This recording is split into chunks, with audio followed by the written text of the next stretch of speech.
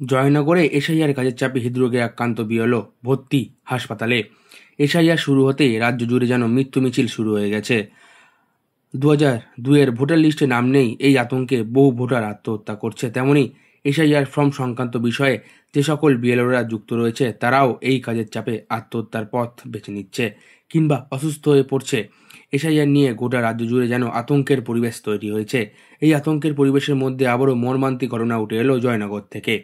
এসআইআরের কাজের চাপ না নিতে পেরে হৃদরোগে আক্রান্ত বিএলও কমল নস্কর।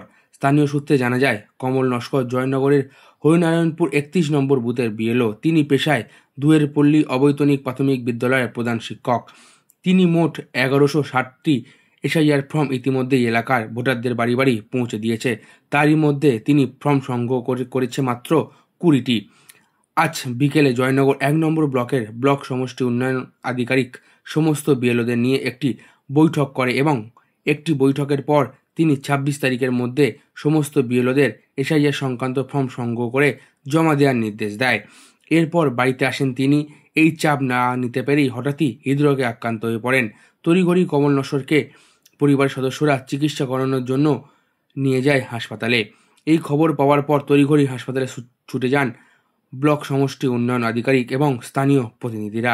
কমল নস্করকে দেখার জন্য এবং শারীরিক অবস্থা জানার জন্য হাসপাতালে পৌঁছায় জয়নগরের বিধায়ক বিশ্বনাথ দাস এবং মথুরাপুর লোকসভা কেন্দ্রের সাংসদ বাপি হালদার।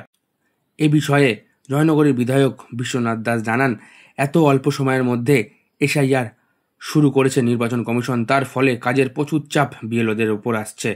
বহু বিএলও এই চাপ না নিতে পেরে আত্মহত্যার পথ বেছে নিচ্ছে। এর জন্য দায়ী নির্বাচন কমিশন। আমার বিধানসভায় অন্তর্গত 31 নম্বর বুথে বিএলও কমল নস্কর 4 তারিখ থেকে ফর্ম বিলি করার কাজ শুরু করার কথা থাকলেও 11 তারিখে ওনার কাছে ফর্ম এসে পৌঁছায়। এরপর এত অল্প সময়ের মধ্যে সম্পূর্ণ প্রক্রিয়া সম্পন্ন করতে গিয়ে মানসিক চাপ তৈরি হয়েছে। এর ফলে হৃদরোগে আক্রান্ত হয়েছে কমল নস্কর। আমরা দ্রুত সুস্থ কামনা করছি কমল নস্করের। বিএলও কমল নস্করকে শারীরিক অবস্থার দিক দিয়ে আমাদের বিশেষ নজর রেখেছি। যদি কোনো অবস্থার বেগতিক হয় তাহলে আগামীকাল কলকাতায় চিকিৎসার উদ্দেশ্যে নিয়ে যাওয়া হবে। এই ঘটনাকে কেন্দ্র করে স্বাভাবিক অর্থে চাঞ্চল্য ছড়িয়েছে গোটা এলাকায়। আতঙ্কিত হয়ে পড়েছে অন্যান্য বিএলআরওর পরিবাররা। দেখুন, এটা একটা দুর্ভাগ্যজনক বলে মনে করি। এত অল্প সময়ে এসআইআর নামে যে একটা প্রক্রিয়া নির্বাচন কমিশন শুরু করে দিয়েছে, এটা আমাদের কাছে খুবই হতাশাজনক, দুঃখজনক, বেদনাজনক। দিকে দিকে বেশ কয়েকজন বিএলও তারা সুইসাইড করেছে, সাধারণ মানুষ আতঙ্কে মারা গিয়েছে।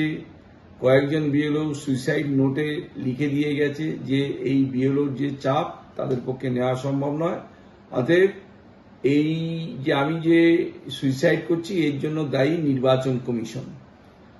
তো এই প্রক্রিয়া চলছে, তার মধ্যে বিএলওরা কাজ করছে। আমার জয়নগর বিধানসভায় 2002-এ 103 ছিল বিধানসভা সিরিয়াল, এখন সেটা হচ্ছে 136। এই 136-এ 31 নম্বর বুথ যে বিএলও হচ্ছে কমল নস্কর। তিনি 4 তারিখে ফর্ম দেওয়ার কথা, ফর্মটা পেয়েছে প্রায় 1 সপ্তাহ পর ফর্মটা পেয়েছে। তারপর সে ক্রমাগত কাজ করে যাচ্ছে, কিন্তু কাজের এত পেশা, সেই মানসিক চাপটা সে নিতে পারছে না। আমরা সেটা উপলব্ধি করেছি। তার বেশ কয়েকদিন ধরে অসুস্থতা আমরা লক্ষ্য করছিলাম।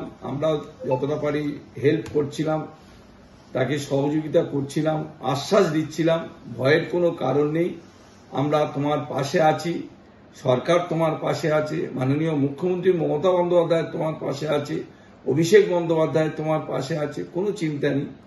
কাজ করছিল। হঠাৎ আজকের সে একটা স্ট্রোক হয়েছে, অর্থাৎ হৃদরোগে আক্রান্ত হলো। সঙ্গে সঙ্গে এনে আমরা স্থানীয় নার্সিংহোমে ভর্তি করলাম, করে এই মুহূর্তে তাকে আমরা সিটি স্ক্যানও করলাম। তাকে সেই স্ক্যানের যে রিপোর্ট, তাতে একটা মাইনর স্ট্রোক হয়েছে। আমরা দক্ষিণ বারাসত সেবা সদনে তাকে ভর্তি করে রেখেছি, 24 ঘন্টা অবজার্ভে রেখেছি। সেরকম যদি কিছু খারাপ লক্ষ্য দেখি, আগামীকাল আমরা কলকাতায় যে কোনো নার্সিংহোম বা হসপিটালে স্থানান্তর করব।